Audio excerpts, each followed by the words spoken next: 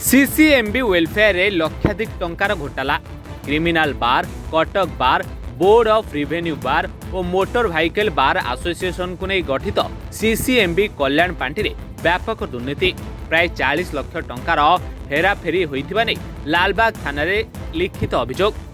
सूचना अनुसार यह 4टी बार एसोसिएशन सदस्य मानकु नै गठित कल्याण पांठी रे वकिलों अवदान राशि को तांकरी विपत्ति समय दिया जाइथाय, किंतु गत 2025 मसीह नुआ कर्मकर्ता निर्वाचित पर काले एही सीसीएमबी वेलफेयर महा घोटालार मुखा खसिछि, जहाँ पर एबे अर्थ कारबार परिचालना करुथिबा महिला कर्मचारी भूमिका संदेह घेरे। तेबे लालबाग थाना रे तदंत परिसरभुक्त रहिथिबा बेले संपृक्त महिला प्रतिक्रिया एपर्यंत मिल पारि नहीं। घोटाला तो निश्चित भाव में सीसीएमबी से हूँ civil bar criminal bar motor vehicle bar board of revenue bar 4टा बार को नहीं गोटे वेलफेयर स्कीम कराइला। से वेलफेयर एडवोकेट मानकर वेलफेयर पे गोटे लोगो करा जाइतिला। से लोगोटी आम कटक डिस्ट्रिक्ट जज अंडर रे जो माने जो जजशिप अच्छी से माने से भगला तमारे से लगे से गुड़िक घोटाला 43 लाख टंका घोटाला जना पड़ी एवं जो माने से मेंबर होते सीसीएमबी से माने 1000 टंका लेखाएं देउतिले। काली बोधवे स्टेटमेंट सब देकी आछंती पुलिस तार इनक्वारी करिवो। एतिरे जो माने बहुत दिन रही सेक्रेटरी केवल सेक्रेटरी माने करुतिले अलगा माने प्रेसिडेंट से जोग दियंते नहीं से सेक्रेटरी माने संपृक्त थिबे बोली मो अनुमान करछि। देखो मु इनक्वारी कमिटी जड़े सदस्य 8 जन भर जड़े आमर सीसीएमबी गोटे inquiry committee joint general body से आमको दायित्व दिखाई जे जो सीसीएमबी कौन कौन हिसाब पत्र टे जानापी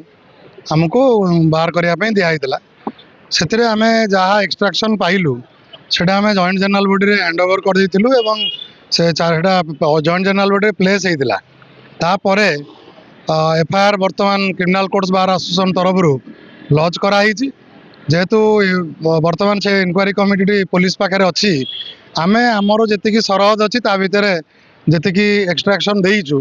तापर पुलिस जेहेतु अधिका क्षमता अच्छी से माने विभिन्न एंगल रु एवं ताको पावर यूटिलाइज करी बहुत गुड़े तथ्य से बाहर करें। आम भावुँ जे प्रकृत में जो आलिगेशन सब अच्छी से किए इनवल्व अच्छी केते केते मात्रा रे इनवॉल्वमेंट अच्छी से पाखापाखि यहाँ 31 रु 40-42 लाख पर्यंत घोटाला होती आम जहाँ एक्सट्राक्शन रु पाइछु। देखो ये जो स्काम कथा कहते यहाँ गोटे आमर CCMB Cuttack bar association criminal courts bar association MV lawyers bar association एवं board of revenue bar association को नहीं गोटे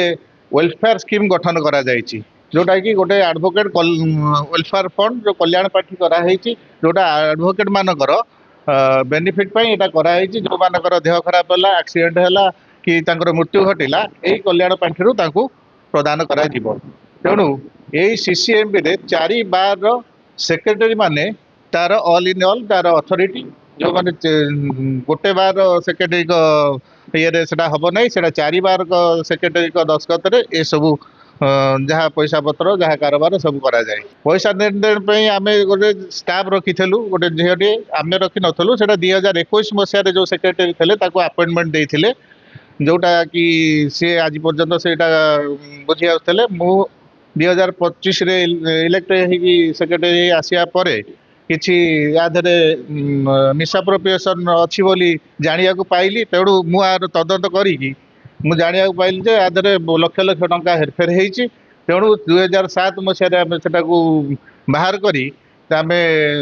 गोटे जॉइंट जनरल बॉडी डाकिलु से जॉइंट जनरल बॉडी रे डिसाइड होता गोटे इनक्वारी कमिटी तार रिपोर्ट देता जे 30 रु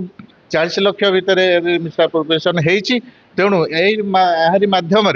आम भितर डिसीजन निया जे criminal courts bar association secretary को दायित्व दिया से एफआईआर देवाई तेणु सी एफआईआर 2-3 दिन तले एफआईआर प्रदान कर। कटक जयदेव पाणी रिपोर्ट रिपोर्टर्स टुडे।